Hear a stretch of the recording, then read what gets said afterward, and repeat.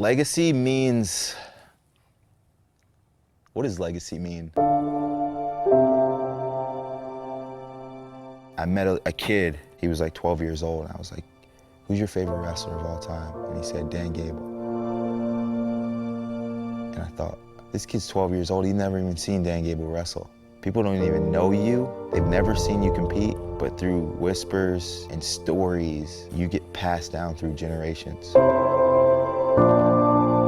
I want 20 years from now, 50 years from now, 100 years, however far this sport remains, I'd like to be considered one of the best to ever do it. When it's all said and done, you've wrestled for the last time, you hang your shoes up or leave them out in the center of the mat, and you have a press conference and retire and step away. And they make a collage of your accomplishments and a highlight video of all your matches and your best takedowns and your coolest moments. That's legacy. Oh, and he gets to his double, he's gonna run through it! Burroughs back in, double leg, beautiful! There it is! Speaking of doubles, Jordan takes him to the edge! Drives right through it. Another takedown for Burroughs, making 8-1. On another shot, double leg, he picks him up, Wow. lifts him off the ground, plants him on the mat. Oh, and he's gonna take it! Jordan Burroughs wins! What a match! What a match!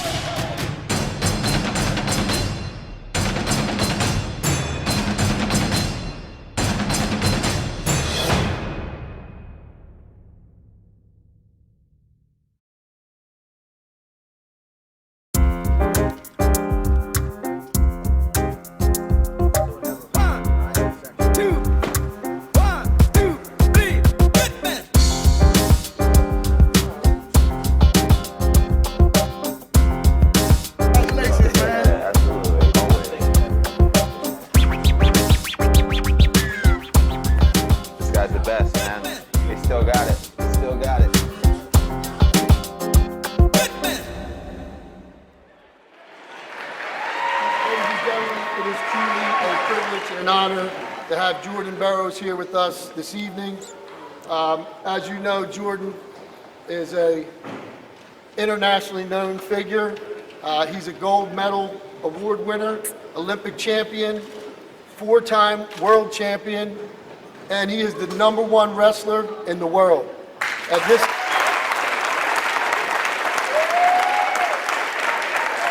time, with his busy schedule, I would like to introduce to everyone Mr. Jordan Burroughs. Thank you, sir. Appreciate it. What's up? Man, I don't know if this mic's on. I'm just gonna talk, if you don't mind, Kurt. Is that okay?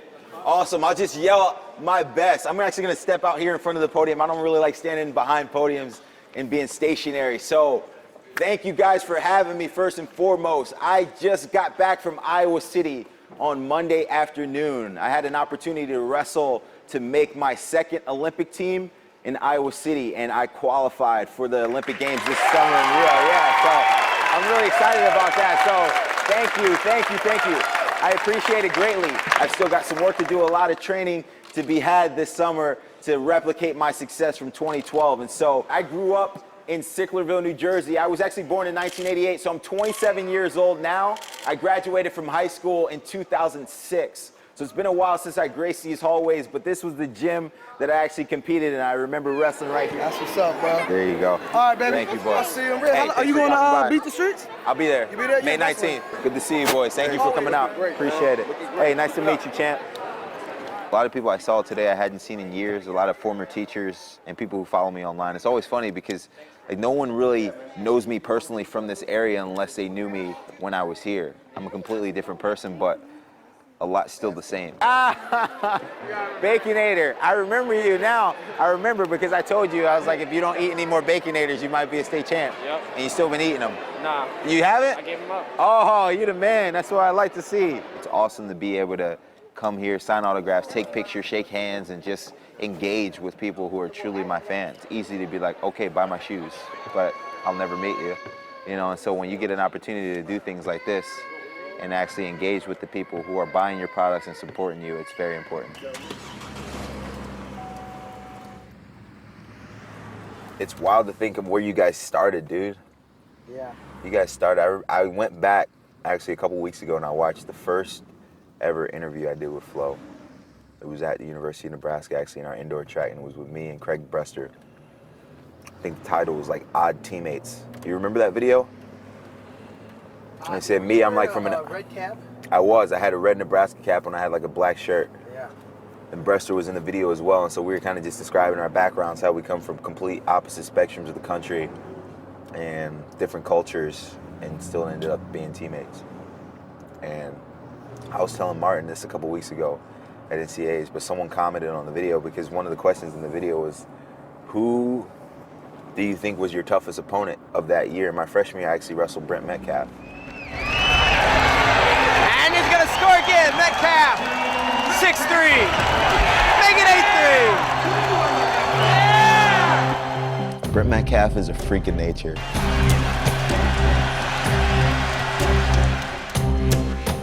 At that time period, he was the scariest man on Resolite.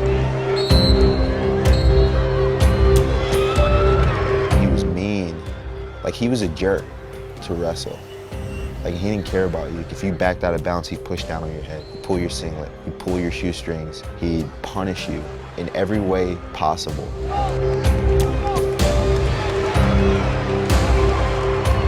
He could wrestle for days. He never got tired. I don't know if I've ever wrestled someone who hasn't ever got tired. You had to battle for 7 minutes straight, and I wasn't prepared to do that.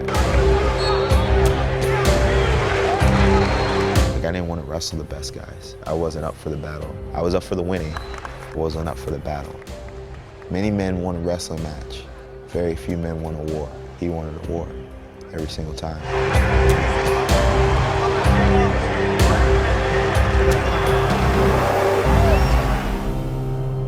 I hadn't learned yet what was necessary to be at the highest level.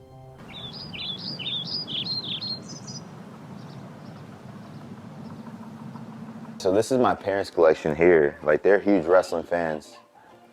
It's funny because my dad didn't even know how to use a computer when I left for college, and now, like, he's on Flow watching all my videos, Matt.com, Intermat. Now that TiVo's around, he's recording all of my matches, and so, like, this is mostly all my trophies from my college career and a couple from my international career as well. So I've won 21 international tournaments since graduating from college in 2011. This was actually my first world championship medal here from Istanbul, Turkey, 2011. The funniest part about this medal is it actually says third place on the back. So this is the gold medal, and look at that, 74 kg. When did you realize? When I got home, everyone was like, dude, let's see the medal. And so I showed them. They're like, what is this? I'm like, either it's priceless or worthless. One of the two. My parents keep a big collection here. A lot of things that I did when I was a young man. I grew up in Sicklerville, New Jersey. I really come from a working class family. My parents are still working, still haven't retired. My dad's 57, I believe. My mom's 47. My parents actually still live in the same house that they moved into when I was 9 years old. When Jordan was growing up, he was like a practical joker. He liked to play a lot. He tried to be the funny man. He always had to be the center of attention wherever he went. He was the little tiny boy, so he had the Napoleon complex. When they played the game, he always wanted to win. He's very competitive, so.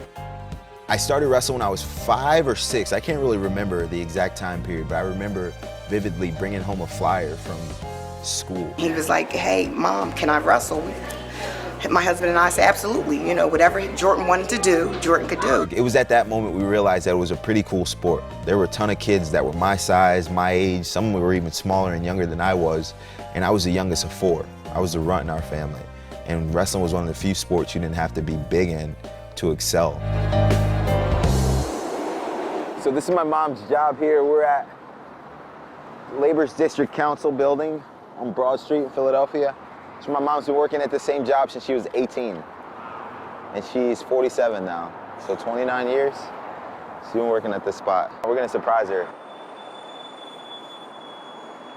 Hi, guys. Hey, Bubs, let me take this. Let me take that, okay? I'm so sorry. Hello, guys. Oh my God, you guys. You wasn't supposed Wanna go to see hear me. Grammy? I know, we heard you. I know, we got you on I camera. heard they were out in the We're turning you lobby. into customer service. Hi, Tink. So my parents were working class and they never had the ability to control their own destiny. And so as much as I love my parents, every day they don't get a chance to do what they love. They don't get an opportunity to pursue their dreams based upon some of the decisions they made as young men and women. And not that they were bad decisions, but they just weren't in an environment that thrived off of encouragement to be your own boss. And that's what really kind of motivated me, was watching my parents get up to work every day. I always wanted more. I never wanted to be told what to do by anyone. And that's why I love wrestling. I love the sport because you can't tell me what to do. It took a while for me to develop passion for wrestling. For a long time, I just used it as an outlet to have fun.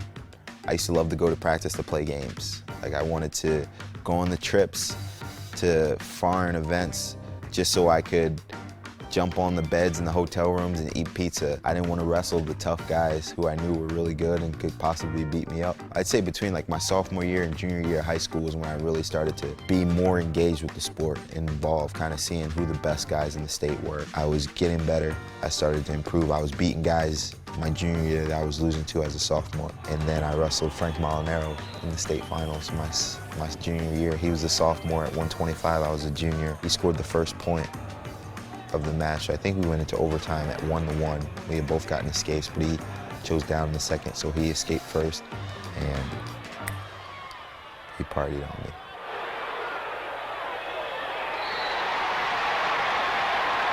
I lost. There's a picture of me like this, and you can see Frank in the background like this. And I remember I laid on the ground, I cried, and my coach came and picked me up. If he hadn't picked me up, I'd probably still be there crying right now. Full beard, fro, dreadlocks, still crying at the Boardwalk Hall in Atlantic City. But he picked me up, and I was bummed. I didn't know what it took to get to the next level. I remember my high school coach sat me down and he was like, "What do you want to do after high school?" And I don't know, I just gave him the most generic answer ever, like, wrestle in college. And he's like, "How? Like, you don't even, like, train at your hardest. Like, you don't give your all. Like, this is not a game. This is like, these dudes are serious. This is some serious competitors who have dedicated their life to this." That summer, July 1st, was the first time you could call a recruit legally through the NCAA. And so I remember after being a state finalist my junior year, I'm like, absolutely, this is New Jersey. There's one class, there's a lot of good people in this state. I lost Frank Molinaro, he's a stud. I've got to be recruited by someone, whether it's Rutgers or Rider or someone in the area wants me to be a part of their program. So everyone was setting up officials that fall. I had 5 officials of colleges and universities that wanted them to be a part of their program. I didn't get one call, not one request. No one wanted me. That's crazy.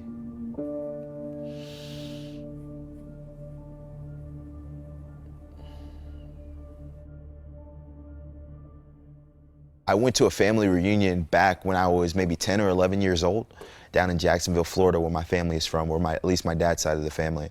All the kids are out like playing, we were like playing Frisbee and throwing footballs around and just hanging out. And so my dad was just talking about his family, like, yeah, this is my wife, we've been married for X amount of years, these are the kids.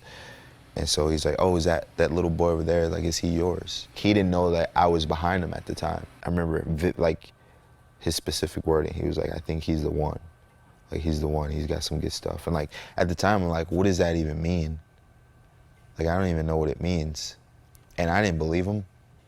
I hadn't done anything yet. Close. I was the only person who was out of the tournament already. Remember that when you hurt your finger? He remembers No, that was the week before. He remembers stuff stumped, kids dude. told him in first grade. I wasn't very good. I was the only person on the entire team. And y'all in the team starting stomped, lineup so. that was in street clothes because I lost the very first night of this year. I'll never forget. So I won the state tournament, and that was in March of my senior year, and I still wasn't getting recruited. And by this time, March of 06, my senior year, all college scholarship money had been like accounted for. Like, no one had any money left. And if they did, like, they probably were saving it for someone that was coming along in the future. We went to senior nationals. I had a bunch of tough guys in my weight class, and I'm like navigating my way through this tournament. Bang, another victory, boom, another victory. Beat another state champ, another guy who got a scholarship, made it to the finals. And so then people were like, this guy's not bad. Nebraska, they were interested, and I signed like a couple days later, but like there was no fanfare, no huge signing day. Like basically my mom was like, listen, sign this NLI, because I left it on my kitchen table for like a week straight, because I didn't know what I wanted to do. I didn't have a ton of offers, but I realized that this was a serious decision, and it was far from home.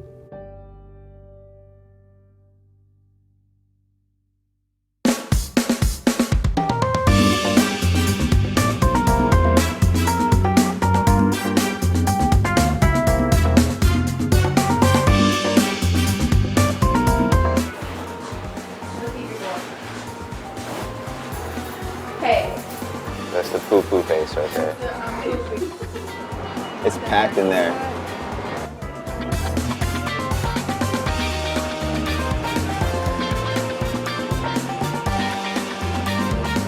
Okay, can I have a pound? Pound it.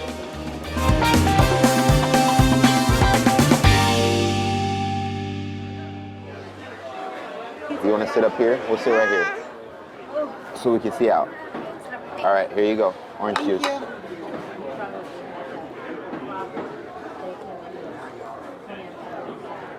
Look, do you see the bus? Big bus. Big bus. Being here in Philadelphia, this is like really how Lauren and I met. Well, not met, but got acquainted. She was watching, well, supposed to be watching her brother compete. He wrestled for American University. He's a 141 pounder. He qualified for the NCAAs my senior year. They were here in Philly in 2011. There were a few University of Buffalo wrestlers that were here, so I worked for the Buffalo News at the time, so I was writing a little write-up on them too. But they didn't do so great, so I was working for like the first round. Then after the first round, Yeah. you saw something that caught your eye. I saw Jordan and I thought he was cute. So I added him on Facebook. I had a wrestling hat on in my profile picture. So he knew I was into wrestling.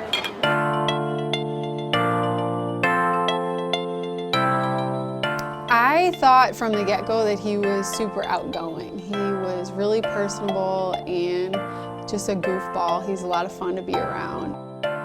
He wasn't shy, and I had dated people in the past who were kind of reserved, and he was, meeting my family members and having full conversations with everybody around me. So that was cool for me. That was probably my favorite part about him at first. I love my wife, man.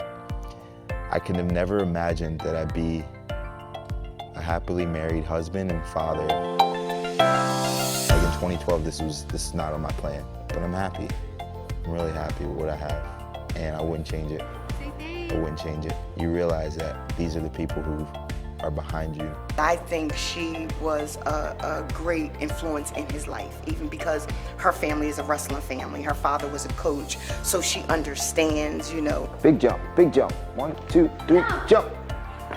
Jordan as a father, he's a great father. Jordan has always been super young at heart, but I think Beacon has kind of taught him to look at the future. He's still immature and goofy with him all the time.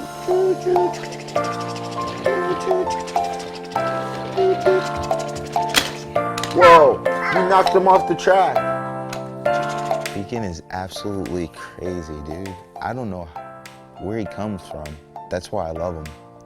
You dream about this well-mannered, obedient kid, but that'd be boring. He's on social media now. Jordan created an Instagram page for him, so everybody kind of sees him, and we'll be out at events, and people want to take pictures with him. He brings a lot of joy to the people that he meets, and he's a ham, a showman. I'm still learning every day, like who he's gonna become. Right now, he just loves to watch cars and eat pretzels. Because your boy seasoned them. We got a waffle maker. We're gonna make some waffles, bacon, smoothie. Very please, okay. Go ahead. Are you gonna grab one or just mess with He them? wants to grab a good one. Let him take his pick. He touched every berry in there. He like this one? No. This Okay, one? No, there you go. This one? You found the perfect berry.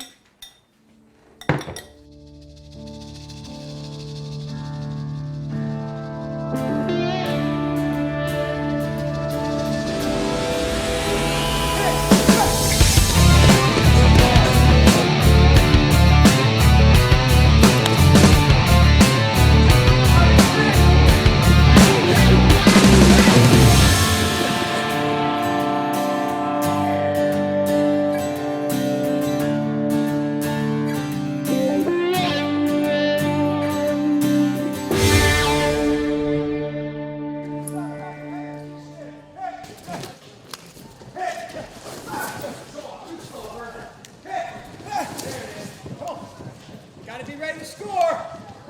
Those opportunities don't open up for very long. Come on, Grayson, too slow. Hit. Good, good, good.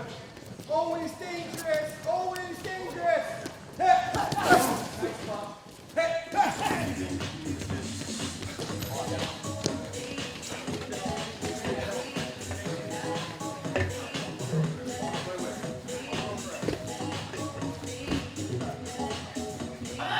Just because you visualize yourself getting 4 tech falls in the Olympic Games doesn't mean they're gonna happen.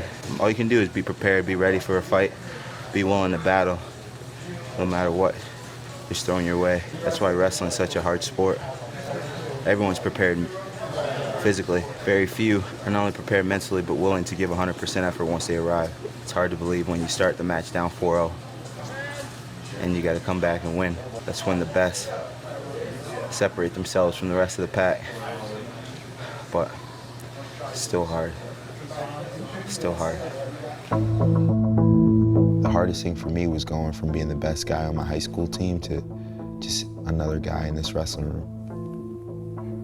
Like, as close as Manning and I are now, there was a point where I was just another guy to him. We knew he wasn't a finished product, obviously, no one is, but we knew, you know, he really needed to really take that year and mature. It was like sink or swim, you know, that we were just like fresh meat for all the guys who already had been here.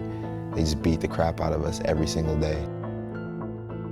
I had so many distractions off the mat that I couldn't really get good as a freshman. First semester as a freshman, I had like a 1.7 GPA because I was like sleeping through classes and I wasn't turning in papers on time. And that first wrestle off, there's a kid, actually I'm good friends with, his name's Casey Goobles. He was from Randolph, Nebraska. He beat me like 13-6, and he was a walk-on. So here I am, I'm on a full scholarship. I'm a hot shot from Jersey, East Coaster. This guy's a walk-on, 2-time Nebraska state champ. No scholarship money, pounds me. We got another guy on our team named Dominic Moyer. He was actually a senior at the time. Beats me up 5-0. I couldn't even score a point. I couldn't even get out from bottom on him. I can't even beat my own teammates. Like, how am I gonna beat the country? I can't even beat my own teammates. After Christmas, I came back, like the following day after Christmas, and I remember I saw Coach Greenfield, and he's like, listen, we've been considering moving you into the starting lineup, or at least giving you an opportunity to do so. My first match out, boom, got beat. National duels roll around, wrestling Hofstra in a duel. Got beat again, boom. Now he's like, listen, I'm not putting you back into the lineup until you show me that you're ready to wrestle. I remember my assistant at the time said, man, we might have made a mistake with Jordan Burroughs, you know? The following match, we were wrestling University of Michigan. They had Josh Torella at 149. He was a stud. Rob Sanders wrestled him to like a 1-point match. I think he lost like 8-7. And before that match, I saw Rob warming up. And so I'm thinking I'm the guy. I see Rob warming up, and I'm there too. I'm warming up. I'm like, well, what the heck? Who's wrestling? And so Manning didn't tell me if I was wrestling or not. And so when I saw Rob, I considered that him wrestling. And so I kind of just like sat down. We had a short turnaround. Our guys were over warming up. Jordan was kind of sitting over on the side. And I just went over to Jordan and told him, hey, let's talk here a little bit. Manning came and he pulled me aside. He's like, listen, I wanted to do this to see if you were really ready to wrestle and if you were gonna step up to the challenge of seeing Rob training and warming up. Basically, you did what I thought you were gonna do, and you're obviously not ready for the position that we put you in. You came to Nebraska, you wanted to be a national champion. You told me that. And so now this is part of the learning phase, and you don't like losing. And now you want to wrestle, but you're sitting over here and the other guy's warming up hard, getting ready, and you're sitting over here telling me you want to wrestle. He's showing me he wants to wrestle. Like, I remember at that moment, I was like, dang, I ain't there yet. But I tasted it. I saw the best guys, what they were doing, how they approached the sport, how they were maneuvering. And like, I wanted in.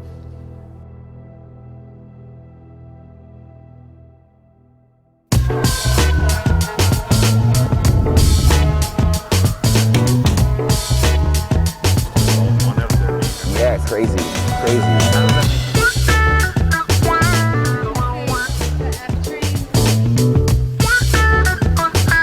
This is the good life, huh?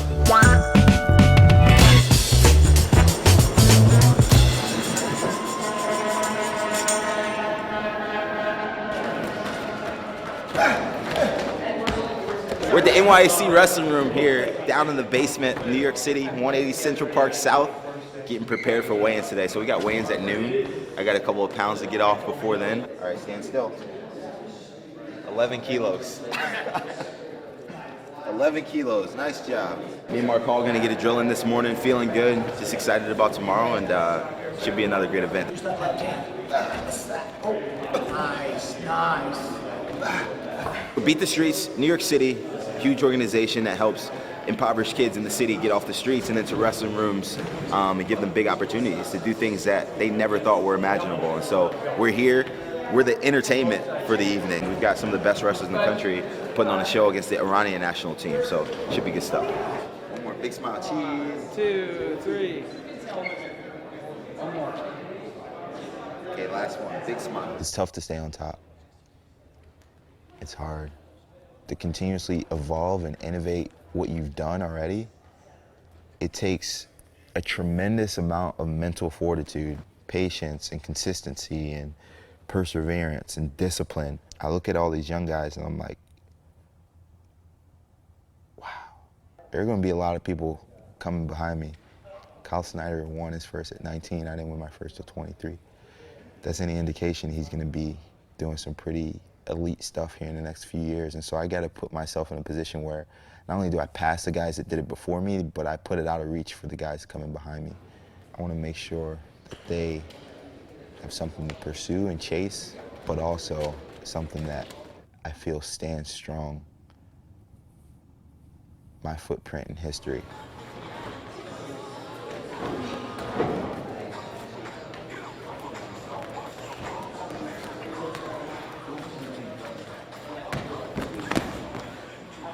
That's good, I like that.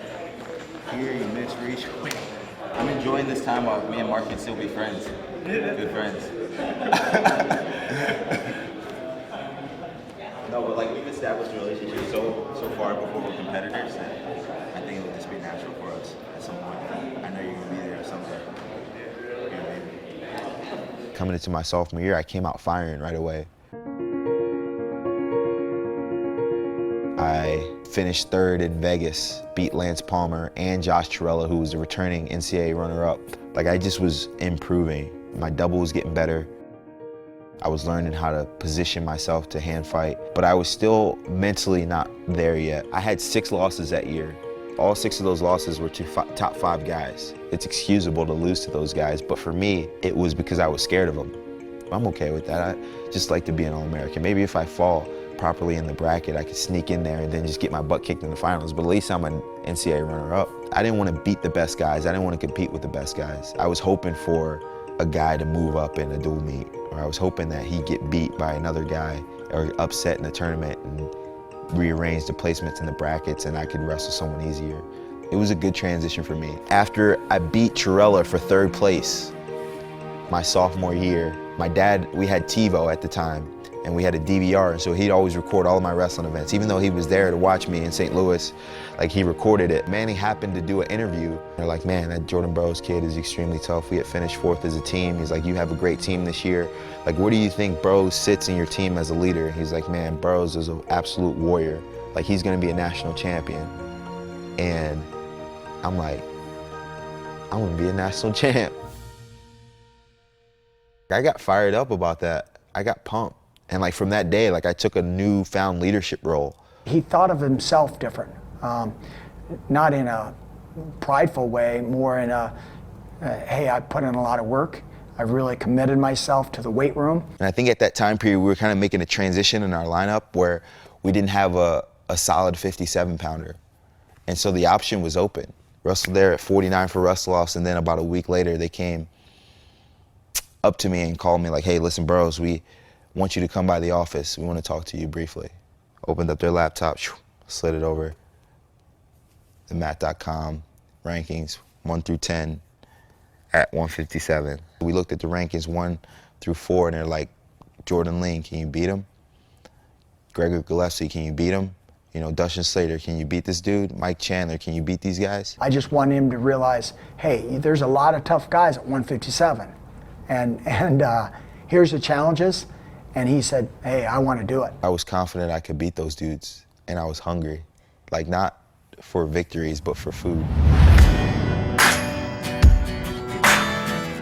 There are numerous reasons I wanted to go up to 57. One of the reasons was they knew I couldn't beat Brent Metcalf. So I moved up away from Brent Metcalf essentially into a weight class with 3 national champions. That's when I started getting tough. I was good on bottom, like I was strong. I didn't cut any weight. I beat Jordan Ling in the finals of Vegas. Was ranked #1 in the country for the first time, went home undefeated that summer. Wrestled well, beat everyone in the weight. And so I'm going into the NCAA tournament undefeated. And there's another guy undefeated who I hadn't beaten. It was Mike Poeta. Mike Poeta was like only like 14-0. He only had wrestled like a quarter of the season because I think he was going through some injuries. But I didn't know what to expect from him because I knew he was a great athlete as well. 157-pound NCAA finals. We're going to see Jordan Burroughs from Nebraska, Mike Poeta from Illinois, and a couple of undefeated wrestlers taking to the mat. Burroughs in on the shot, looking for a takedown late. Burroughs is going to secure it. 2 takedowns, Jordan Burroughs. 1 second to go in the first, and that is huge. And a late takedown, go behind. Jordan Burroughs is going to tack 2 more on. Jordan Burroughs, 2009 157-pound NCAA champion. I regretted that match against Poeta for a long time. I still do. I knew I could score more. I could beat him by more points. I could engage, I could create a flurry and shoot out with him and make an entertaining matchup and come out as the victor and create something memorable, but I didn't want to. So I just wanted to be a national champ. After wrestling that match, after I got drug tested and got the awards and went back to my hotel room, my girlfriend at the time, she was like, man, I wish you would have wrestled your hardest that match. And I was like, me too. It's never about winning. It's about performing. Like if you can perform, you'll win. That's it. If I bring my A game, I don't think there's anybody in the world that can beat me in a wrestling match. All right, we're gonna take second subway experience. F to York Street. You gonna get us there? So we're here. Love, we're right here, and we're gonna take the F train over here to York, and then walk over High Street, and then we'll be in Dumbo. Jordan kept saying, I want to go to Brooklyn. I want to go to Brooklyn. And I'm like, all right, but Brooklyn's not like, I want to go out to dinner. Like, where do you want to go in Brooklyn? Yeah, I think we arrived. We're in Brooklyn now, officially, right, Lo? Hey, Lo. Is this Brooklyn? Are we in Brooklyn now? We're in Brooklyn. This is where you wanted to be. He's from Nebraska. We're from Nebraska, so excuse us. He thought Brooklyn was just like a little area, but he just gets excited about going places, so especially new places. We travel so much, so we love to explore, and he heard, someone must have said like Brooklyn was cool, so he wanted to go to Brooklyn. Would that be cool? Do you mind taking our photo? Thank you so much. All right, champ. 1, 2. Bring home the gold for us again. I'll do my best. Thank you. I've just started gaining a newfound perspective by slowing the pace of every event and enjoying every piece of my life. I love the process now. When I was a young man, I didn't. I just wanted to wrestle in the big stuff that were important, that people were watching. But now you just enjoy the beauty of the sport. You enjoy grinding with your teammates and pushing yourself to the brink of death so you can be in the best shape of your life. Beak, did you go say hi to Coach? Go give him a big hug. You enjoy your family being up in the stands to get an opportunity to watch you compete. Cool. My family is important at this moment in time. My training is important at this moment in time. You live and you win today, and the days will accumulate, and then once the Olympics arrive, they'll be here. But I don't want to pass all these little moments thinking that they're insignificant because there's something bigger waiting. Because the Olympics, they're going to come and go. They're going to come, we're going to wrestle 4 matches, and they're gone forever. 2009, so 09, 2010, I wasn't wrestling well. We went to Vegas. I'm wrestling a kid named Justin Gaethje from Northern Colorado. Getting on a single leg, get his leg up high. This guy goes to dive between my legs, and as he dives between my legs, I go to cover, and my chin comes down on his hip, and my jaw smashes shut, cracked 2 of my molars on the left side. I had to default out of the tournament and drive right to the dentist and get 2 root canals that same day. I went home, got prepared for South Dakota State, and we were leaving in like 2 days. So I remember we had a tough practice getting down to weight. Left the wrestling room, I looked down at my phone, and my best friend from high school, Vince Jones, he sent me a text message like, hey, I'm sorry to hear about your grandpa. So immediately I called my mom, like, Mom, what's going on? Vince just texted me and said, sorry to hear about your grandpa, like, what's happening? Grandpa passed away. Got a duel in 2 days. What do? Do I go and see my family? Or do I stay with my team? So I talked it over with Coach Manning. He's like, dude, you gotta go. It's a no-brainer. So I flew down to Jacksonville. I was with my family. We went to the funeral. It was an extremely sad event. And the following week, we had a duel against Central Michigan. I'll never forget, December 19th, 2009. I had my bags packed because this was the day after finals. Wrestling Steve Brown from Central Michigan, 157. We get into this crazy scramble. I'm laying down on the mat. I'm like, kind of moving my knee around. And I'm like, something's wrong. End up losing the match. I go down into the training room immediately after, and they're looking at my knee. They're kind of giving me one of these and like pushing back and forth. And I asked the doc, I'm like, how is it? He's like, you're done. Like, no question, you're done. The rest of the season, boom. LCL and PCL gone. What is going on? 2 weeks ago, defaulted out of Vegas, 2 root canals. A couple days ago, I was in Jacksonville to see my grandpa die. Now, I'm here in the training room, laid on the table, returning NCAA champ, undefeated. Just took my first loss in about 1.5 years, and I'm out for the season. The coach calls me on my way to the airport, like, hey, Coach Manning here. We're already in the process of trying to get you a medical red shirt, but it is not looking promising right now because there's a rule called the 30% rule. And so you have to have wrestled less than 1/3 of your entire schedule for the season if you hope to qualify for a medical redshirt. But since you didn't redshirt your freshman year, you have a good chance, but you've already wrestled 8 matches this season. I don't know how many we have on the schedule. We got to kind of go over it with the staff here. At the end of the day, they came in and brought me into their office and they sat me down and they're like, all right, you want to hear something extremely crazy? You, for one, have qualified for your medical redshirt, but here's why. Let me tell you why. So your grandfather passed away a couple weeks before the duel where you hurt your knee, and I had to miss the duel against South Dakota State. And so that one duel that I missed against South Dakota State was the one match that put me under the 30% for the year. I qualified by one match, like one match. Got hurt the second match in Vegas, done. No red shirt. My grandpa would have died a week later, done. No red shirt. And so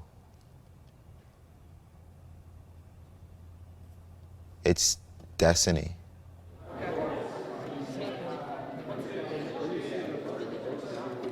All good? Yeah, we're good.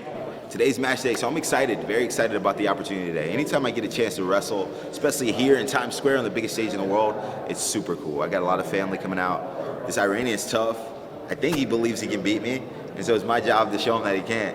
And so I'm excited about the opportunity to showcase my skills, get my hands on somebody besides the guys I've been wrestling with at Nebraska for the last couple of months. It'll be good stuff. Yeah, it's not just bringing up. Yeah. Want to wrestle first now? That was good for me. I'm ready to go first. I'm doing it. No, I never liked wrestling first in college because there were some people who would come late and they wouldn't get a chance to watch me wrestle.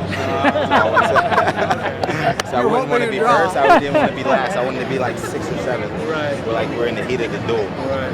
Well, then people have to stay. They can't dictate me like, wait. I don't have that luxury. I'm 97 pounder. I'm always a national champ. 2-time national champ. So people are going to stay. People are going to stay no matter. For Jordan to get distracted can easily happen. He doesn't say no easy. He's going to try to always be accommodating, which he is. He's just a tremendous giver of himself. For this day and age, for Jordan to make the most of his time competing athletically, he needs to do that stuff. He needs to have the sponsors. He needs to do photo shoots. Thank you. There's a time and a place for that, and it has to be strategically placed in and around his training. Training for competition is the #1 focus. His brand is the ability to consistently win at the highest level. He has to keep focus on that, and he does. But Manning keeps a very strong hold on knowing that that's what makes Jordan great.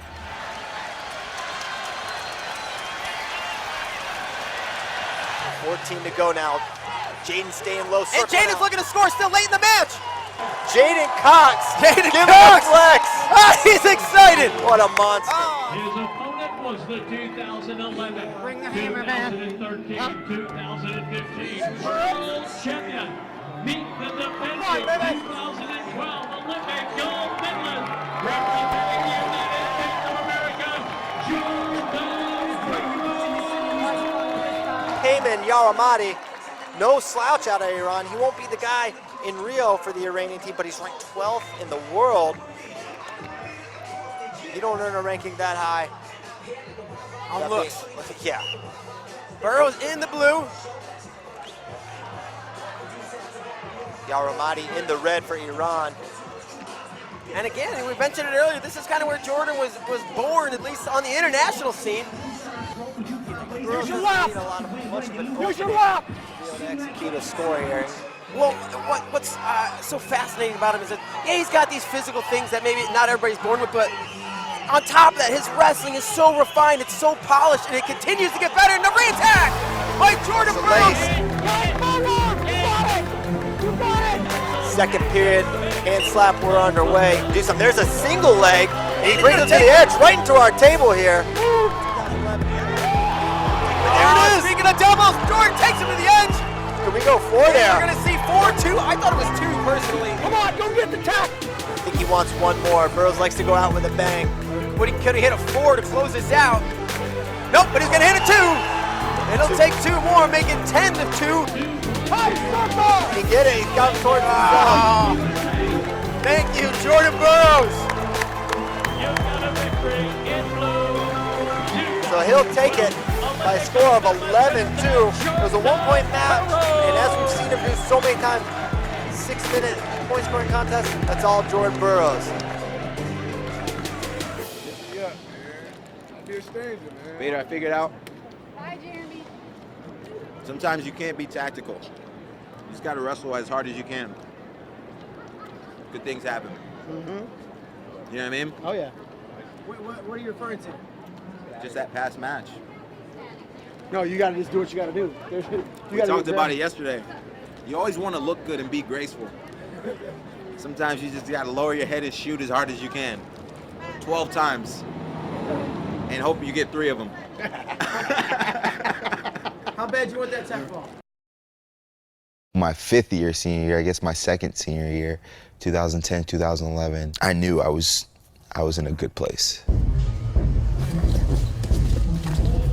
Like, I spent all summer training. I actually went back to the Olympic Training Center briefly with Manning because he was one of the coaches on the 2010 team. The rumor was Andrew Howell's returning national champion at 165. Jordan Burroughs is going to get smoked, can't hold up, can't hand fight. Manning gets back from Moscow and he's got these DVDs on like this little DVD roll. He's got a stack of DVDs, and he's like, here, 74 kilos, I want you to watch this guy. This guy's name is Denis Sargouche, he's a stud. Sargouche was two-time world champion. Everyone was talking about he's going to be the next Russian, icon. Manning would always tell me that year, like, listen, you're 4 or 5 points better than Hal.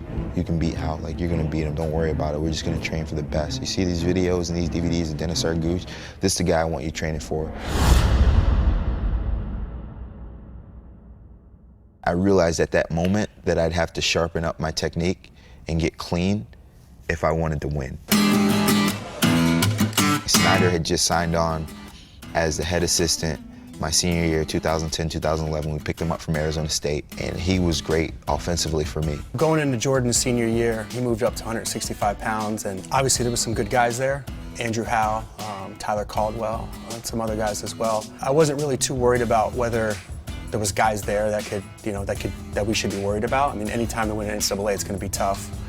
But I trusted Jordan, and I trusted his training, and obviously his work ethic and his competitive spirit. I knew, anytime I would back him, always feel really confident when he steps on the mat. Going into the NCAA tournament that year, I recognized, like, all right, this is your opportunity to cement your legacy. Like, I really wanted to be a champion. We're in Philadelphia, my family was there, I'm 20 miles from home. This is my last time at it. He dominated. I know that we were planning to wrestle Hal. Obviously Caldwell beat Hal. Funny how wrestling sometimes happens, and you never know who you're going to face. You just got to prepare yourself. I ended up winning the NCAA tournament. I wrestled Tyler Caldwell in the finals again. I beat him 11-3.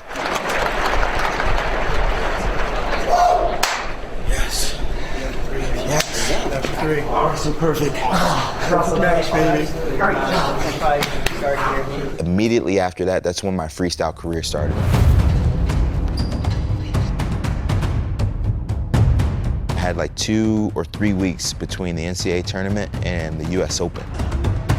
And I was entering the US Open. Even though I was a 2-time NCAA champ, I had gotten either the 4th or 5th seat, and I was on the top side with Kirk White from Boise State. He was the assistant coach at Boise State at the time. I knew Jordan was going to win.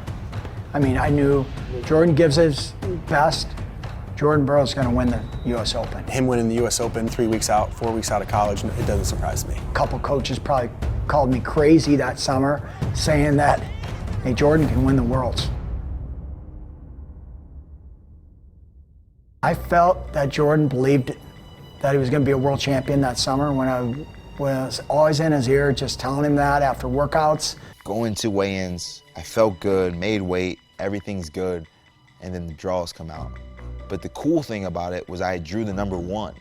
And still, I've never drawn the number 1 ever in any tournament I've ever wrestled in. All the international tournaments I've competed, I drew the number 1. So I'm like, yo, this is a sign. This is good stuff, all good stuff coming. We went and got some food, and I remember coming back to the hotel, and Sean Bunch came up to me, and he's like, did you see the brackets, man? And I'm like, no, I haven't seen them. Like, what's going on? And he's like, man, dude, you can have Sargouche your second match. And I was like, phew, deflated.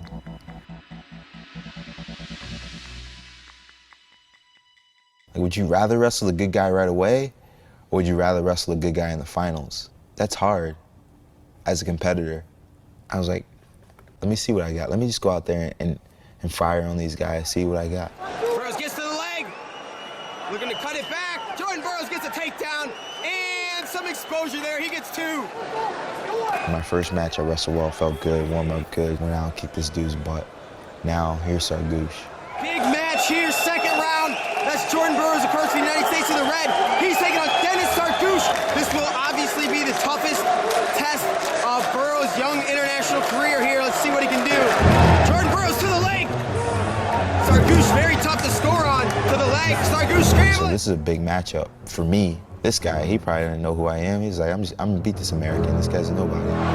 Burroughs still defending, still nothing, still nothing. I remember they took the first period from him. I remember he tore Jordan's singlet. Sargouche ripped a hole in Burroughs' singlet. I couldn't put the hammer down yet because I didn't know what he was capable of.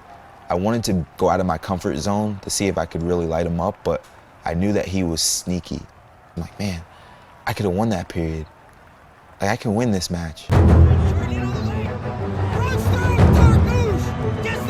I tried to wrestle tactically, and so I ended up winning the second period. A similar situation. He got in deep on a swing, but I was able to base out before he could score on me.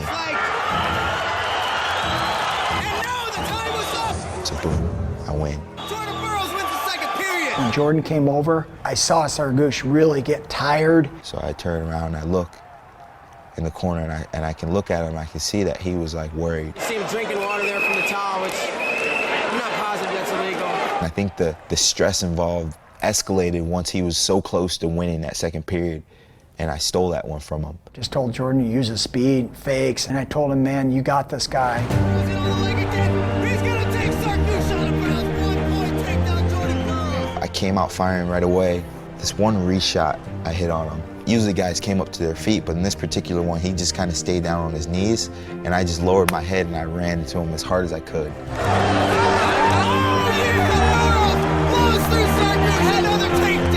Blew through him, looked like, you know, Ray Lewis or a 9-year-old. Sargouche gonna bring it hard here in the last 15 seconds. Like for me, I'm like, just grab a part of his body and hold on. The leg, 5 seconds to go. And he just like kind of crumbled, and at that point, I was like, it's over. And there it is, Jordan Burroughs defeats world champion Dennis Sargouche in the second round of the World Championships. I couldn't believe that I had beaten him. And the crowd was on notice now. They're like, oh my goodness, Sargouche just got beat. It's one of those moments where you're like, did you just see that? Sargouche just got beat. All the Americans were excited. Team USA was celebrating, it was great. And I was like so emotionally overwhelmed after that match, I almost passed out. I remember going back into the tunnel immediately after, and I'm just like sitting there like this, and they're like massaging my forearms, and rubbing my shoulders out, my legs are up, they're rubbing my quads and getting me ready for my next match. I thought I had won it. I didn't realize I still had 3 more matches.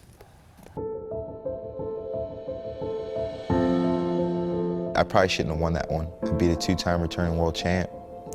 I beat an Azerbaijani who was tough, and I beat a returning world silver medalist.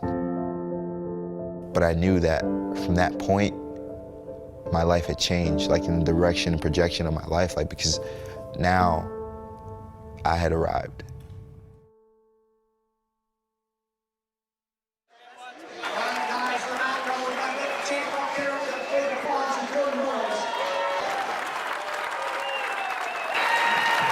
Man, awesome turnout. Thank you guys. Personally, I want to spend time thanking you guys for your attendance tonight. It's really awesome. You guys could have been anywhere in the world, but you decided to be here with us tonight, and so I'm extremely thankful. I officially leave for Rio on August 2nd. I'll be there for a couple of weeks before I compete, so I compete on August 19th. So if you guys have iPads, calendars, notebooks, iPhones, remember August 19th. Mark that down. All right, you guys ready?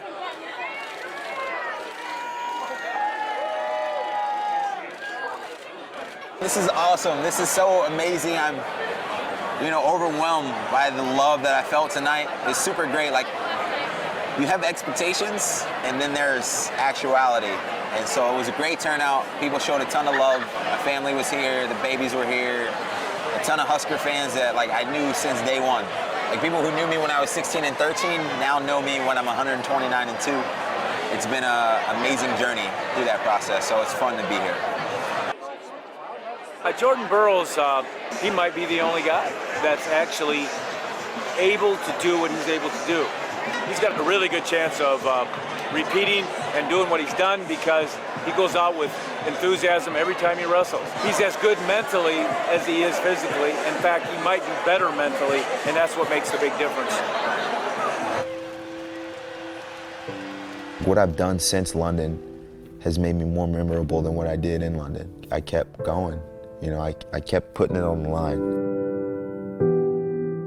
People ask me, can you replicate what you did in London in 2012? And I'm like, absolutely. I'm so much better now than I was then. My expectations have risen to a point of, I don't just want to win, I just want to dominate.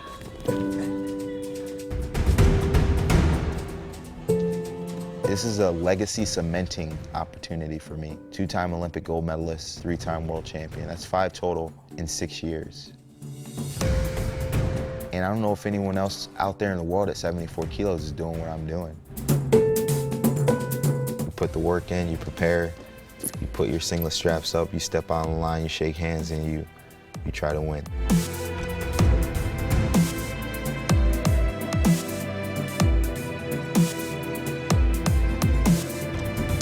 It's gonna be a fun summer. It's gonna be a fun summer. 2 babies, 2 golds. It'll be a fun summer. They want to get everybody before they move. Okay. You guys ready? Let's go. Did you get one? Take yours. All good. Take some tape. Yeah, take a bunch. He can look that way. Look at the camera, baby. Oh, they're pulling hair. James is better looking than mine. Good? I wasn't supposed to be here. And that's why I'm so excited about where I am today. I take pride in being able to beat these guys who have been bred to be successful.